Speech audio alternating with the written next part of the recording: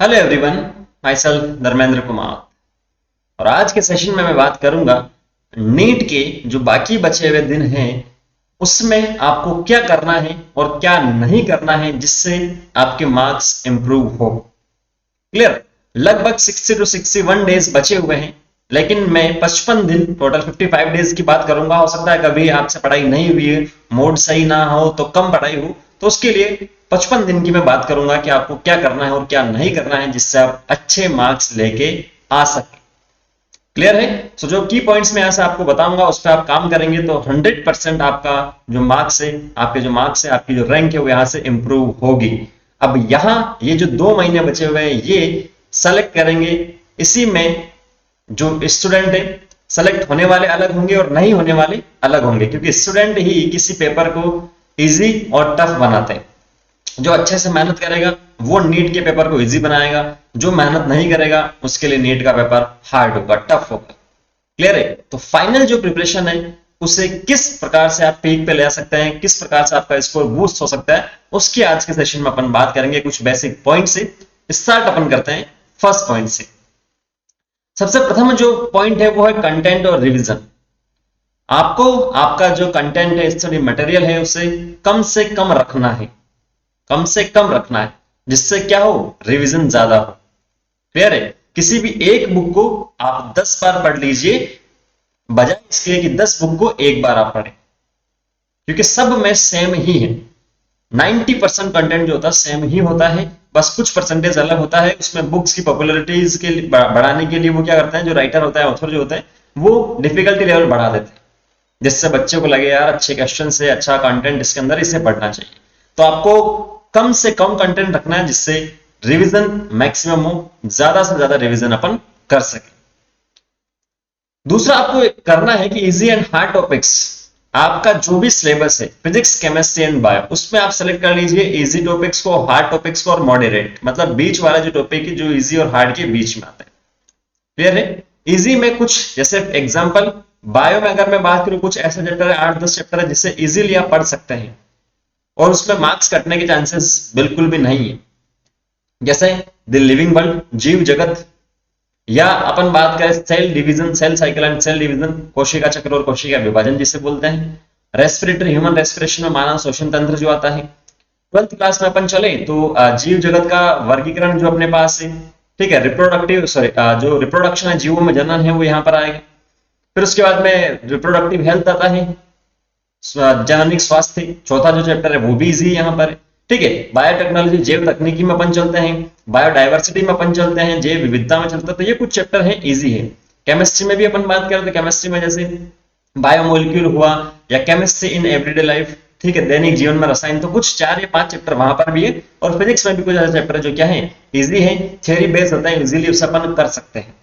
ठीक है, तो इस प्रकार से आप अपना देखिए, किसी हर एक स्टूडेंट का अलग अलग होता है, टॉपर का अलग होता है, बीच वाले जो स्टूडेंट है जिनके मार्क्स कम आते हैं उनका सबका अलग होता है। ऐसा नहीं कि टॉपर की स्ट्रेटजी आप फॉलो कर रहे हैं, आप अपने हिसाब से देखिए। इजी टॉपिक जो है उन्हें फटाफट से आप कर लीजिएगा पहले, इजी को निपटा। 2 टाइप के स्टूडेंट होते हैं, एक क्या करते हैं, इजी और हार्ड जो टॉपिक है उसमें सेम वही है। कुछ स्टूडेंट सोचते हैं कि ये जो टॉपिक है हार्ड है, इससे मुझे ज्यादा टाइम देना चाहिए, ठीक है, वो टाइम ज्यादा देगा, और इजी वाले को क्या करेगा, अच्छा ही तो बाद में कर लेंगे, ये तो इजी है। जबकि दूसरे टाइप के स्टूडेंट है वो क्या करते हैं, इजी और हार्ड जो टॉपिक्स है उसमें क्या करते हैं, बोले ये इजी है तो इसे मैं पहले फटाफट से निपटा देता हूं, कंप्लीट कर लेता हूं, और यहाँ से मार्क्स कटने के चांसेस मेरे क्या हो जाएंगे, बिल्कुल कम हो जाएंगे, ना के बराबर। और उसके बाद में जो टाइम बचेगा उसमें मैं क्या कर लूंगा, जितना टाइम बचेगा सारा का सारा मैं इन टॉपिक्स में दूंगा हार्ड में, जिससे अच्छे से इसे मैं क्या कर सकूं, यहाँ पर अपने कमांड कर सकूं इस टॉपिक के ऊपर। ठीक है, तो इजी और हार्ड टॉपिक्स इस प्रकार से आप भी कर सकते हैं, कोई दिक्कत वाली बात नहीं है। नेक्स्ट आपको पढ़ना क्या है, बायोलॉजी की अगर बात करें, जीव विज्ञान की अगर अपन बात करें तो एनसीईआरटी, एनसीईआरटी के अलावा अब आपको कुछ भी नहीं पढ़ना है। अगर आपके पास नोट्स है, क्लास नोट्स है, एनसीईआरटी में किसी टॉपिक में आपको दिक्कत आती है तो आप क्लास नोट्स की हेल्प ले सकते हैं। एनसीईआरटी में किसी आपकी दिक्कत आती है तो आप यूट्यूब या गूगल कर सकते हैं, लेकिन उसके बाहर आपको कुछ भी नहीं पढ़ना है।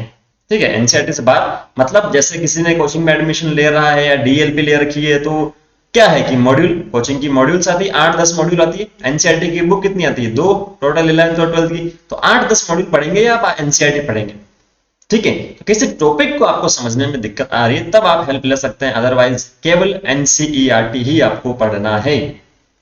हो सके तो इसके शॉर्ट नोट्स बनाना आप स्टार्ट कर ले, अगर नहीं बनाए तो जिस टॉपिक में आपको दिक्कत आती है उसे एक रजिस्टर में नोट करना स्टार्ट कर ले, और जब भी टाइम मिले उन्हें आप रिवाइज करें बार बार। फिजिक्स एंड केमिस्ट्री की बात करें तो फिजिक्स एंड केमिस्ट्री में जितने भी फॉर्मूलाज हैं, जैसे जैसे आप पढ़ रहे हैं, जैसे जैसे आप किसी टॉपिक की तैयारी कर रहे हैं, तो एक नया रजिस्टर आप ले लीजिए। फर्स्ट टॉपिक आता है उसके जितने भी फॉर्मूले हैं 2-3 फॉर्मूले लिख लीजिए। सेकंड चैप्टर आता है उसमें जो 10-12 फॉर्मूले वो आप नोट करते चलिएगा, और उनको बार बार आप रिवाइज करते रहिएगा। ठीक है, क्योंकि फिजिक्स एंड केमिस्ट्री भी तो काफी, जो सिलेबस की बात करें काफी बहुत ज्यादा है इनके अंदर भी सिलेबस, तो इतने सिलेबस को, इतने थ्योरी को, इतने जो डेरिवेशन दे रखा है उनको पढ़ना लास्ट टाइम पे पॉसिबल नहीं। लास्ट टाइम पर कुछ अपने पास ऐसा होना चाहिए कि एक दिन में पूरा फिजिक्स निपटा लिया, एक दिन में केमिस्ट्री, एक दिन में बायो निपटा लिया।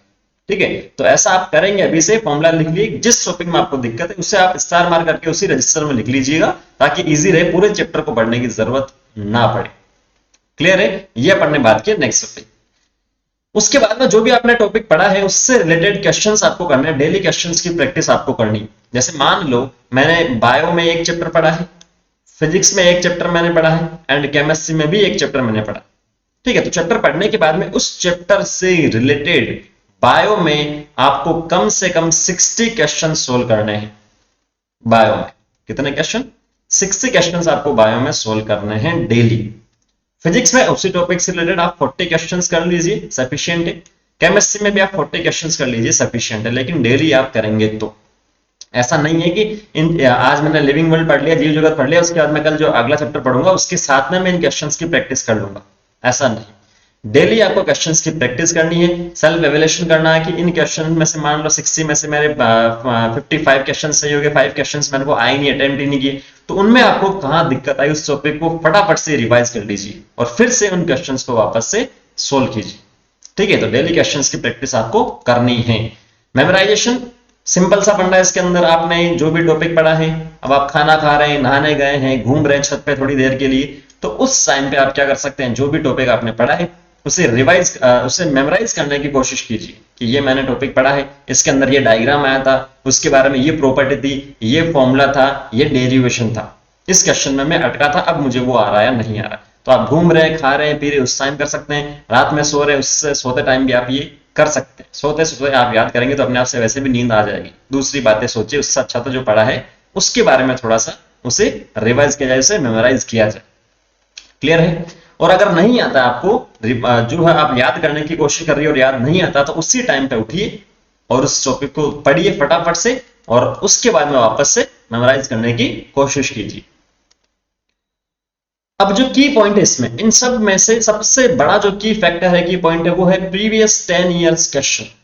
लास्ट जो 10 साल के क्वेश्चन है वो आपको करने हैं नीट 2010 से 2020 तक के, या 2011 से 2020 तक के। मार्केट में आपको 10 साल की मिल जाएगी बुक, आपको 15 साल की आपको मिल जाएगी, 20 इयर्स की मिल जाएगी, 32 इयर्स की आपको काफी बुक्स मिल जाएगी मार्केट में अवेलेबल है। लेकिन इतने आपको सॉल्व नहीं करने, क्योंकि पिछले 10 सालों में नीट का जो पैटर्न है पूरा चेंज हो चुका है। पहले AIPMD से अपन बोलते थे, लेकिन अब इससे अपन क्या बोल रहे हैं, नीट बोल रहे हैं। पूरा पैटर्न चेंज हो चुका है। एनसीईआरटी बेस्ड क्वेश्चन पूछे जाते हैं, पहले सिलेबस वेल डिफाइंड नहीं था, कहीं से भी कुछ भी पूछ लेते थे। तो पिछले 10 साल के क्वेश्चंस आप करते हैं तो आपका जो नीट 2021 का जो पेपर होगा उसमें से 40 to 50% काम आपका यहां से हो जाएगा। ठीक है, काफी क्वेश्चंस वहां पर रिपीट होते हैं एज इट इज, काफी में हो सकता है कुछ डेटा चेंज कर दे और वहीं से क्वेश्चन उठा ले। तो आपको 40 से 50% मार्क्स यहां से सीधे सीधे मिल सकते हैं। आप पिछले 10 साल के क्वेश्चंस की प्रैक्टिस कर लीजिए 2 बार, एक बार नहीं 2 बार। उसमें से हो सकता है कि आपने क्या किया है, कोई गलती की है तो उस टॉपिक को वापस पढ़िए, फिर सुधारिए, तो ये सब कुछ आपको करना पड़ेगा। क्लियर है। बिना प्रीवियस ईयर क्वेश्चंस के कुछ नहीं होगा। इससे आपको आइडिया होगा कैसे क्वेश्चन पूछे जाते हैं, कैसे पूछे गए हैं, कैसे पूछे जा सकते हैं। ठीक है, जैसे आपने एक टॉपिक से बोल दिया कि इस टॉपिक से ये क्वेश्चन पूछा गया था लास्ट ईयर किसी टॉपिक से, तो अब जो टॉपिक से पूछा गया था तो वो वैसे ही क्या है, इंपॉर्टेंट है। और उसी पैराग्राफ में दूसरा जो क्वेश्चन नहीं पूछा गया तो वो भी क्या है, इंपॉर्टेंट है। वो लास्ट ईयर इसने यहां से क्वेश्चन पूछ लिया तो अब यहां से पूछने के चांसेस ज्यादा है। तो ये स्टूडेंट की सोच पे डिपेंड करता है वो किस टाइप से पढ़ रहा है। दूसरा जो की फैक्टर आता है, की पॉइंट आता है, वो है टेस्ट। टेस्ट बहुत ज्यादा जरूरी है। अपने को पता है 180 क्वेश्चंस का पैटर्न होता है नीट में, 90 bio, 45 physics and chemistry, 45 physics and chemistry, ठीक है। तो उस टेस्ट में ऐसा नहीं है कि 180 क्वेश्चंस थे, उसमें से मैंने 120 अटेम्प्ट कर लिया या 140 अटेम्प्ट कर लिया और मैंने टेस्ट दे दिया, जितने मेरे मार्क्स आए वो आ गए, 480 मार्क्स आ गए या कुछ भी आ गए और मेरा टेस्ट हो गया। ऐसा नहीं, उस टेस्ट में आपको सबसे पहली चीज चेक करनी है एक्यूरेसी। 180 क्वेश्चंस में से आपने कितने करेक्ट किए हैं, कितने इनकरेक्ट किए हैं, ठीक है, कितने करेक्ट किए और कितने इनकरेक्ट किए। मान लो 180 क्वेश्चंस में से मैंने 140 क्वेश्चन सही किए, अब यहां से बाकी 140 हटा दो तो आप कितने क्वेश्चन बचेंगे, 40 क्वेश्चंस बचेंगे। तो इन 40 क्वेश्चंस का क्या हुआ, या तो आपने 20 मान लो सपोज कर लो नेगेटिव कर दिए और 20 आपने अटेम्प्ट ही नहीं किए, नॉट अटेम्प्ट, तो नेगेटिव कर दिए, इसका मतलब आपका जो कॉन्सेप्ट इसमें वीक है, आपकी जो थ्योरी है इसमें, इस टॉपिक पे जो कमांड है वो वीक है। आपने अटेम्प्ट ही नहीं किया मतलब इसके अंदर आपको कुछ आता ही नहीं था। तो ये जो 40 क्वेश्चन है इनको वापस से आपको क्या करना है, इनके जो टॉपिक्स हैं, इनके जो चैप्टर्स, इनकी जो थ्योरी है वापस से आपको क्लियर करनी है, वापस इससे अटेम्प्ट करने और देखने कितने सही हुए या गलत। उसके बाद में डाउट आता तो टीचर साथ डिस्कस कीजिए, जहां से आपको ढूंढना आप ढूंढ सकते हैं। क्लियर है। तो ऐसे आप छोड़ोगे, मान लो 40 क्वेश्चंस आपने छोड़ दिए, या मान लो 180 में से आपने 160 सही किए हैं और 20 क्वेश्चन आपने छोड़ दिया, तब भी आप बोलते हैं हम तो सिलेक्शन की कैटेगरी में। तो ऐसे 20 क्वेश्चन आप छोड़ोगे और 10 टेस्ट होंगे तो कितने क्वेश्चन चले जाएंगे, 200 लाइन भी होगी या टॉपिक भी होंगे तो बहुत बड़ा नुकसान हो सकता है नीट में। दूसरा, स्पीड का आपको ध्यान रखना, 3 आवर्स का जो टाइम होता है, स्पीड बहुत ज्यादा जरूरी है। ऐसा नहीं है कि क्वेश्चंस को सही करने के चक्कर में मैंने 3 घंटे थे और मैंने तो केवल 100 क्वेश्चन ही किया तो सिलेक्शन कहां से होगा, बोले 100 के 100 मैंने सही कर दिया साहब, एक्यूरेसी मेरी 100% तो भी नहीं होगा सिलेक्शन। टाइम का भी आपको ध्यान में रखना है। और ओएमआर शीट फिलिंग जो है, आपको ओएमआर शीट जब आप फिल कर रहे हैं उसके अंदर जो बबल्स होते हैं उसको सही से फिल करने की प्रैक्टिस आपको करनी है। बहुत सारे बच्चों के 3 से 4 जो क्वेश्चन होते हैं नीट में, वो ओएमआर शीट गलत फिल करने की वजह से नेगेटिव हो जाते हैं, तो आपको इसकी भी प्रैक्टिस करनी है। क्लियर है, ये कुछ की पॉइंट है। और हो सके तो आप सोशल जो प्लेटफॉर्म है, सोशल साइट से जो प्लेटफॉर्म है, फेसबुक, इंस्टाग्राम, यूट्यूब, उसे कम से कम आप यूज में ले, फोन को कम से कम व्हाट्सएप वगैरह चलाएं, उनसे माइंड डाइवर्ट होता है। ठीक है, तो इन कुछ की पॉइंट पे आप अपना काम कीजिए। जो आपको बोलता है कि 40 डेज में सिलेक्शन हो जाएगा, अगर आपने 0 से स्टार्ट किया तो 40 डेज में सिलेक्शन हो जाएगा, तो 1 साल तक 2-2 साल तक लोग बाग कोचिंग क्यों जाते हैं, क्यों सेल्फ स्टडी करते हैं। तो उन सब की बातों में ना आए, आप खुद की प्रिपरेशन खुद कीजिए, खुद पे भरोसा रखिए। Self believe is the key of success. खुद पे भरोसा नहीं होगा तब तक सक्सेस कहां से मिलेगा। क्लियर है। So all the very best NEET के लिए। मिलते हैं नेक्स्ट सेशन में। Thank you.